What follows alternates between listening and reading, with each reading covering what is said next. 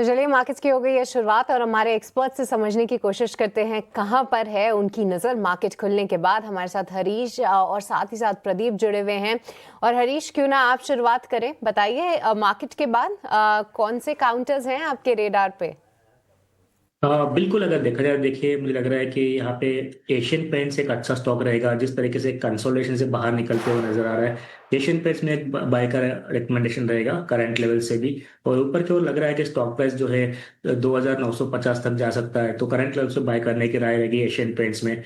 और stop loss maintain करना चाहिए 2780 का। और ऊपर की ओर टारगेट बढ़ेंगे 2950 का एशियन पेंट्स के लिए आज के लिए।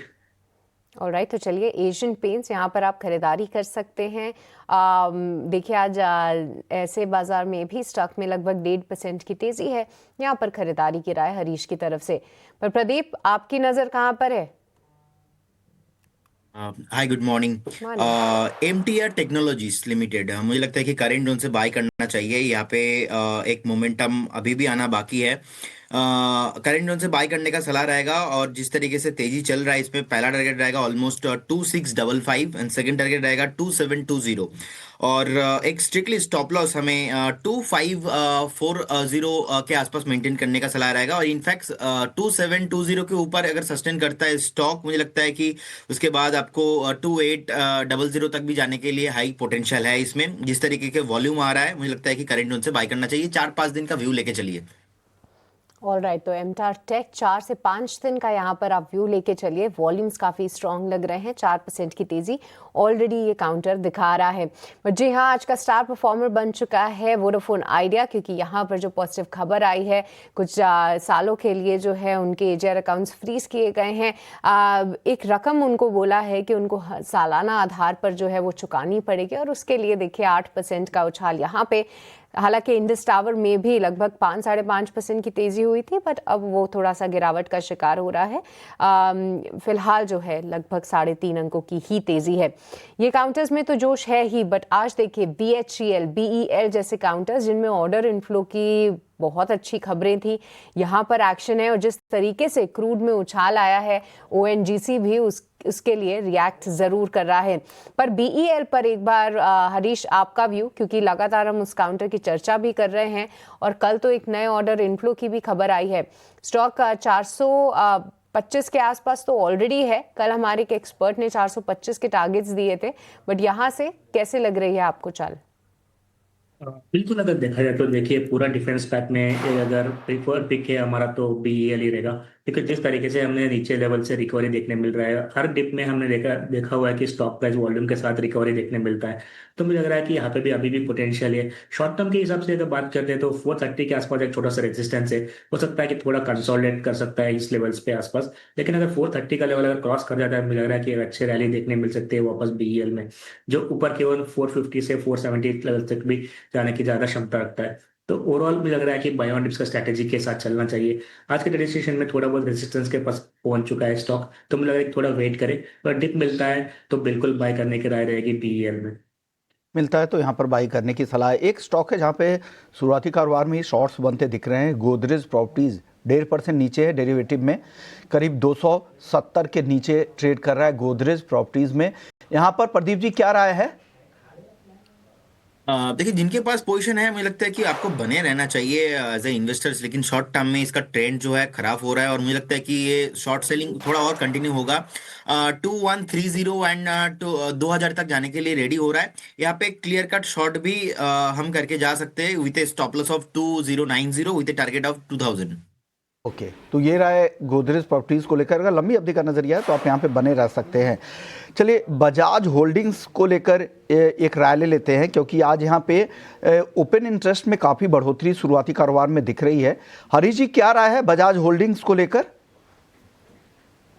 देखिए, हमने कल के ट्रेडिंग सेशन में अच्छा वॉल्यूम देखने नजर आ रहा था बजाज होल्डिंग्स में। मुझे लग रहा है कि यहाँ पे स्टॉक प्राइस जो है एक शॉर्ट टर्म में एक सब बेस बन चुका है, ऑलमोस्ट 10,800 के आसपास। मुझे लग रहा है कि यहाँ से एक थोड़ा सा रिकवरी देखने मिल सकता है।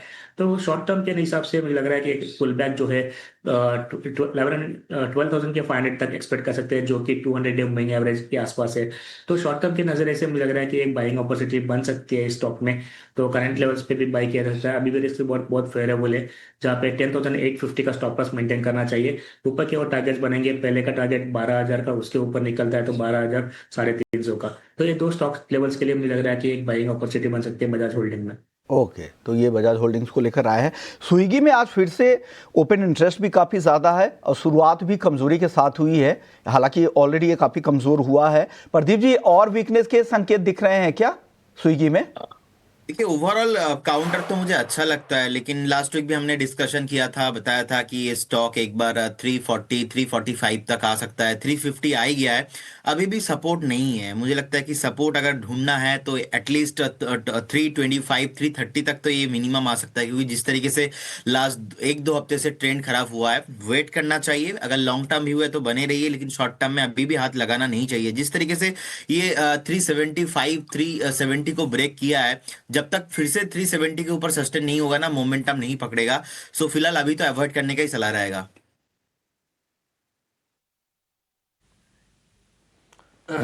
ठीक है, ये राय होगी स्विगी को लेकर। लेकिन देखिए, बाजार में फिर से जो बेयर्स का शिकंजा है ना, वो कसता हुआ दिख रहा है। और आज उसकी वजह यह है कि आईसीसी बैंक में जो लगातार 5 सत्र की तेजी चल रही थी, उस पर लग गया है ब्रेक। 1% की मुनाफा वसूली आज हम आईसीसी बैंक के शेयर में देख रहे हैं, और एचडीएफसी बैंक से भी सपोर्ट निकल के आ नहीं रहा है। और एचडीएफसी बैंक आप देखेंगे कि लगातार 5वें सत्र में आज आपको नीचे नजर आएगा। भाव 940 रुपए के आसपास के हो गए एचडीएफसी बैंक के। 942 रुपए आज का लो है, और लो के आसपास है। तो 0.5% की गिरावट एचडीएफसी बैंक की, और 1% की गिरावट आईसीसी बैंक की। और इसके चलते ही निफ्टी ने भी अपने गेंस को सरेंडर किए हैं, क्योंकि सिर्फ निफ्टी बैंक है नहीं, तो निफ्टी के भी पार्ट है ही। अब निफ्टी बैंक करीब करीब 125 अंक नीचे आपको नजर आएगा। और आप ये भी देखिए, जो एडवांस डिक्लाइन का जो रेशियो हो, वो लगातार पुअर होता जा रहा है। 700 शेयर अगर तेजी वाले हैं, तो 1700 शेयर गिरावट वाले आज के सत्र में आपको दिखाई देंगे। तो वैसे अगर आप देखेंगे, अभी आप स्क्रीन देखेंगे, तो लगातार 5वें सत्र में बाजार में हम देख रहे हैं कि माहौल थोड़ा सा खराब होता हुआ नजर आ रहा है।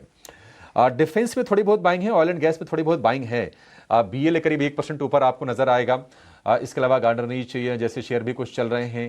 अगर आप बीएचईएल को भी अगर उसमें जोड़ लें, तो बीएचईएल वैसे तो देखा जाए कैपिटल गुड्स वाली कंपनी है, लेकिन 1-1.5% के आसपास की तेजी है। लेकिन निफ्टी डिफेंस इंडेक्स के जो 18 टोटल स्टॉक्स हैं, उसमें आप देखेंगे तो एमटार टेक का जो शेयर है, वो करीब 4-4.5% ऊपर आपको नजर आएगा।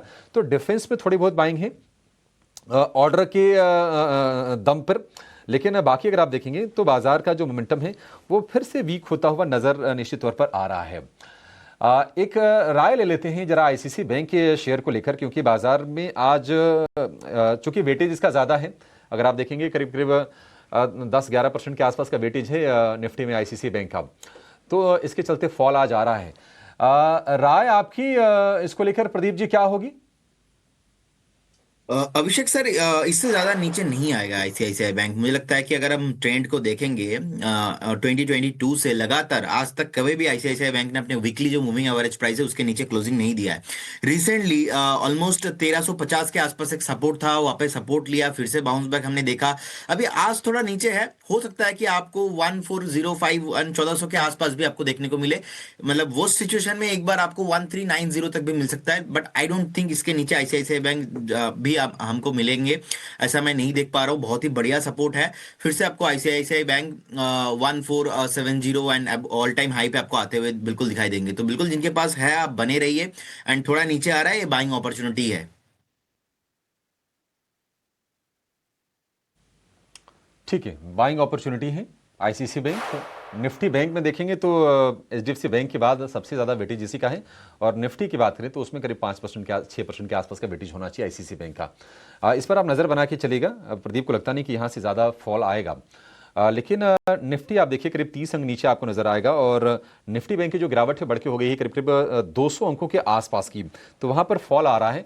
हालांकि सरकारी बैंक, अब सरकारी बैंकों में अगर हम एसबीआई को छोड़ दें तो कोई ज़्यादा वेटेज है नहीं, इसके चलते आप ना निफ्टी बैंक को लाल निशान में देखेंगे।